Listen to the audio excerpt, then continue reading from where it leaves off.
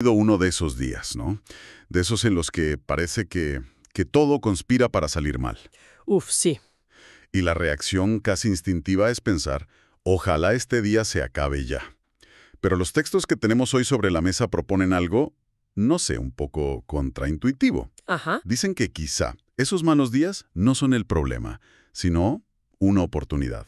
Que la clave no está en lo que nos pasa, sino en lo que hacemos con lo que sentimos. totalmente. Hoy vamos a sumergirnos en el libro Lo bueno de tener un mal día. Y el objetivo es explorar a fondo un concepto que, según sus páginas, es fundamental, la regulación emocional. Suena un poco técnico, pero vamos a ver que es algo muy del día a día. Totalmente. Y me parece crucial empezar por ahí, aclarando qué es y sobre todo qué no es. Porque la palabra regulación puede llevar a engaño. Claro, No hablamos de controlar las emociones, como si fueran un interruptor que podemos apagar, ni de suprimirlas, nada de eso. Hablamos de gestionarlas, de aprender a navegar con ellas. de acompañarlas casi. Eso es. Y es probablemente la habilidad más importante para nuestro bienestar. Lo curioso es que, nuestro organismo ya viene con un sistema de regulación de serie muy sofisticado, casi siempre automático. El lío empieza cuando intervenimos, casi siempre con buenas intenciones, pero con estrategias que nos hacen más daño que bien. Entiendo el concepto de gestionar en vez de suprimir, pero suena muy teórico. El libro lo aterriza con el ejemplo de Lucía, ¿verdad? Sí, exacto. ¿Qué es lo que hace ella que sea tan diferente a lo que haríamos la mayoría en un día horrible? Pues mira, el caso de Lucía es el modelo a seguir. Su día es un desastre, vamos, objetivo. La caldera se rompe, el jefe le monta un numerito, Delante de todo el mundo. delante de todos, ¿sí? Y ella siente que su trabajo no va a ninguna parte. La tentación sería o explotar o hundirse. Pero ella hace algo distinto. Primero siente el enfado, pero lo canaliza de forma segura. ¿Cómo? Pues se imagina una conversación con su jefe. Luego siente la tristeza, la frustración y en lugar de guardársela, llama a una amiga y lo comparte. Se permite estar mal. Qué importante eso. Esencial. Y solo después, cuando la intensidad de la emoción ha bajado, se pone a pensar en soluciones prácticas. Conclusión, no deja que el mal día se convierta en una mala semana. Ha procesado la experiencia. Claro, lo ha digerido. Pero lo interesante, y donde creo que muchos nos veremos reflejados, es en el contraste que hace el libro con otros perfiles. Así. Ahí es donde están los nudos. Ahí está el verdadero meollo. Tomemos a Pandora. Su estrategia es la evitación. Evitar. Ante un problema parecido, su reacción es: mañana no voy a trabajar. Y en casa, en lugar de calmarse, se pone a rumiar, a darle vueltas a todo. La preocupación se dispara. El alivio de evitar es inmediato, supongo. Claro, es una pequeña dosis de calma. Pero el problema no desaparece. Al contrario, se hace más grande en su cabeza. El libro lo llama el efecto bola de nieve. Pero un momento, la estrategia de Pandora, la evitación, ¿no es algo que hacemos todos? A veces simplemente uno no tiene la energía para lidiar con algo. ¿Cuándo se convierte eso en un nudo emocional en lugar de supervivencia a corto plazo? Es una pregunta excelente, porque ahí está la clave. La diferencia es si es una elección consciente y puntual o un patrón automático. Ah, Evitar una discusión cuando estás agotado para retomarla al día siguiente, eso puede ser muy inteligente. El problema de Pandora es que la evitación es su única respuesta. Se ha convertido en un hábito. No resuelve, solo pospone y magnifica el problema. entendido. Luego tenemos a Bernardo, que es el polo opuesto. Él no evita, él se queda. Pero Suprime. Bernardo es el maestro del no pasa nada y él no es para tanto. Aparentemente, es una roca. Sí. No se queja, no muestra vulnerabilidad. Pero esa energía emocional no se evapora, ¿sabes? Se queda dentro, acumulándose. Y como dice el libro, lo que la mente calla, el cuerpo lo grita. Y en su caso son dolores de cabeza, ¿no? Dolores de cabeza crónicos. Es la procesión que va por dentro. Y el tercer perfil, Marcial. Este me parece fascinante, porque intenta aplicar la lógica, el control, a un mundo, el de las emociones, que no funciona así. Todos conocemos a algún Marcial, o lo hemos sido. Es el que intenta gobernar sus sentimientos por real decreto. No debería sentirme así. Exacto. Tengo que ser fuerte. Es una lucha constante contra sí mismo. No se permite sentir, lo ve como una debilidad. Y esa presión interna es como una olla express sin válvula. Tarde o temprano, Estalla. o estalla en una explosión de ira por una tontería, o el sistema colapsa, que es lo que le acaba pasando. Entonces, si lo entiendo bien, estas tres estrategias, evitar, suprimir y este control forzado, que parecen soluciones lógicas en el momento, son el verdadero veneno. Son el veneno. Son las que crean esos nudos, impidiendo que la emoción siga su curso. Exactamente. Impiden que la emoción cumpla su función, que es darnos información y movilizarnos para actuar.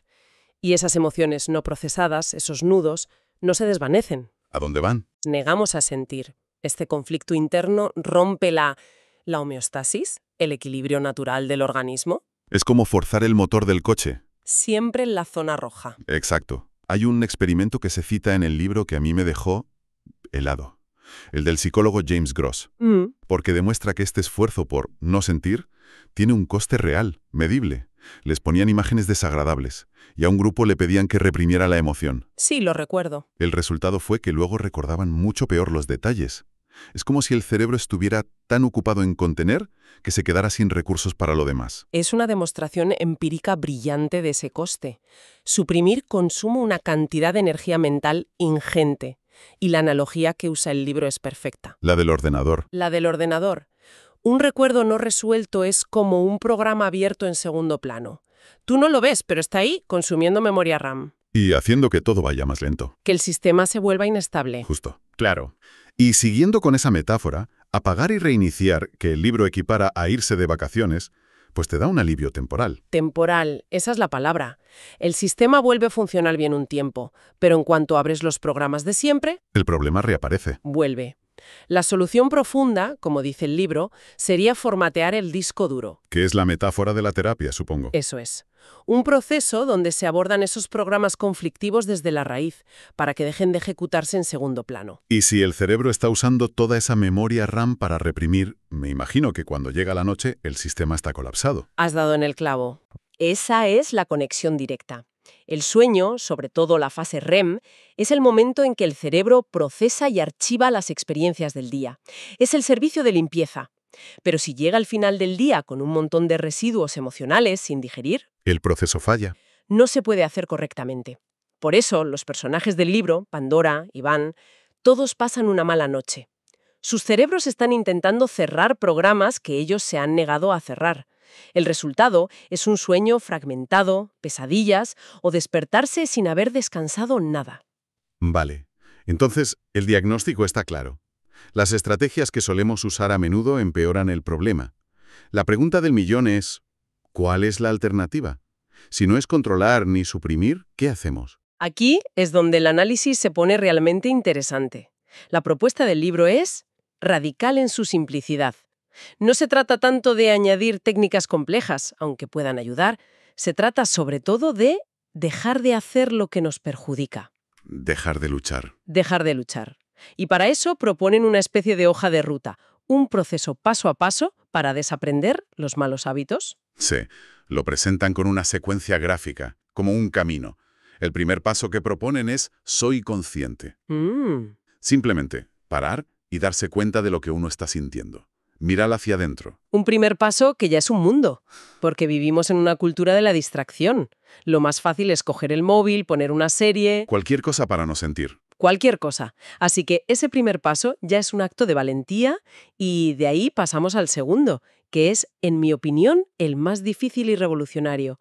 Me permito. Ese paso, me permito sentir, suena tan simple, pero me parece la parte más complicada. ¿Por qué nos cuesta tanto darnos permiso para sentir tristeza, enfado, miedo? Nos cuesta porque hemos interiorizado la idea de que hay emociones buenas y malas. Claro, Las buenas, la alegría, el entusiasmo, son bienvenidas. Las malas, tristeza, miedo, rabia, son vistas como un signo de debilidad, un problema a solucionar cuanto antes. hay que quitárselas de encima. Darse permiso es romper con ese juicio. Es decir, vale, estoy sintiendo envidia. No me gusta, pero está aquí. Voy a dejar que esté sin luchar. Es un cambio de paradigma total. Pasar de la lucha a la aceptación. Y es el paso que desbloquea todo lo demás. Una vez que has aceptado la emoción, el tercer paso es escucho. Entiendo que se refiere a comprender qué nos dice esa emoción. Exacto. Cada emoción es un mensajero. El miedo te avisa de una amenaza. El enfado te dice que un límite ha sido traspasado. La tristeza te informa de una pérdida. Hay un mensaje detrás. Siempre. Escuchar es preguntarse, ¿qué necesidad mía no está cubierta? ¿Qué me intenta decir esto? Y a partir de ahí, el cuarto paso es conecto. Que el libro desglosa en 3 conexiones.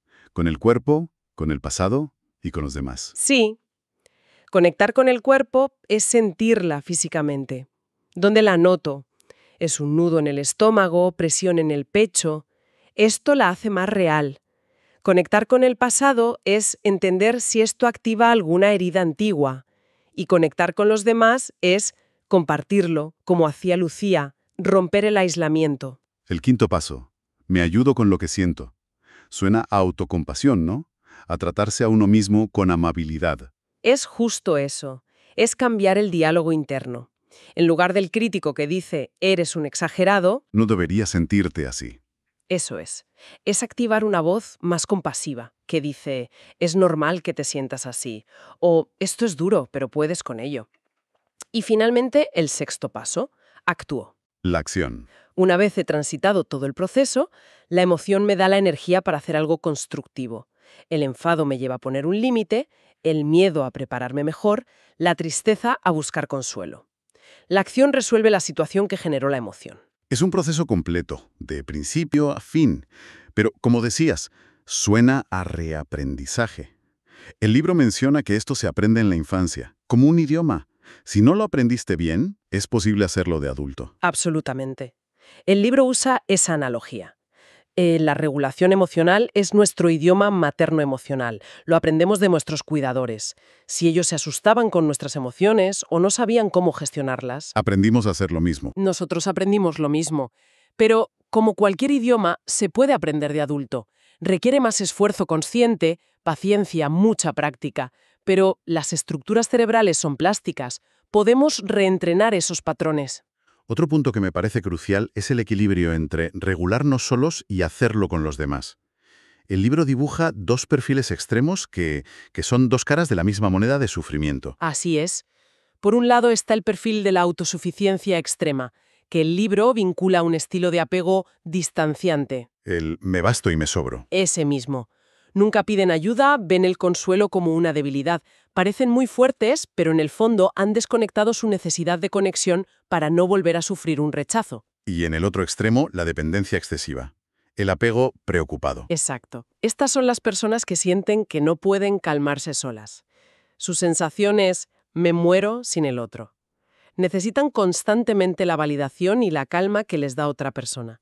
Su sistema de autorregulación interno No está operativo. no está operativo porque siempre lo han externalizado. Delegan su bienestar en los demás. Entre esos 2 extremos, la autosuficiencia forzada y la dependencia total, ¿cuál es más dañino? O quizá esa es la pregunta equivocada. Es la pregunta clave. Y la respuesta del libro es que ambos son igual de limitantes. El objetivo no es elegir, es encontrar el equilibrio, lo que se conoce como apego seguro. ¿Y cómo sería eso? La frase que lo resume es, me siento bien contigo y te necesito, pero si no estás, puedo hacerlo solo. Es esa flexibilidad. La capacidad de calmarme a mí mismo. Eso es, de aplicar esos 6 pasos.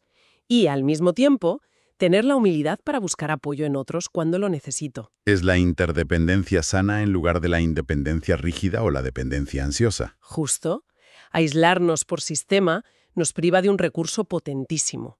Pero depender exclusivamente de los demás nos hace increíblemente vulnerables. Claro, ¿qué pasa si la otra persona no está? O no reacciona como esperamos, nuestro mundo se derrumba. La verdadera resiliencia está en tener un buen sistema de autorregulación y a la vez una buena red de apoyo. Entonces, si tuviéramos que destilar las ideas centrales, la primera sería que esta gestión emocional no es algo fijo, sino una habilidad que se puede aprender, a cualquier edad. Acto de rendición. Dejar de usar esas estrategias que dan un alivio momentáneo, como evitar o suprimir, pero que a la larga solo tejen nudos más apretados. O sea que la clave no está en añadir herramientas más sofisticadas, sino en algo mucho más simple, casi en quitar cosas. Exactamente. Se trata de recuperar la confianza en la sabiduría innata de nuestro organismo. Si dejamos de interferir con nuestras luchas y juicios, el sistema sabe perfectamente cómo volver al equilibrio. El trabajo no es tanto técnico como de confianza. De permitirse sentir. de permitirse sentir, escuchar el mensaje y solo después actuar de una forma que nos cuide de verdad. Todo esto nos deja con una reflexión final, que creo que captura muy bien el espíritu del libro. Quizá los malos días no son un error del sistema, algo a evitar a toda costa. Quizás son en realidad el gimnasio donde entrenamos nuestros recursos emocionales. La verdadera fortaleza no viene de no sentir, sino de atreverse a sentir y saber qué hacer con ello. Precioso. Y esto me lleva a una última pregunta para que quede resonando. ¿Y si el objetivo no fuera tener menos días malos, sino aprender a tenerlos mejor?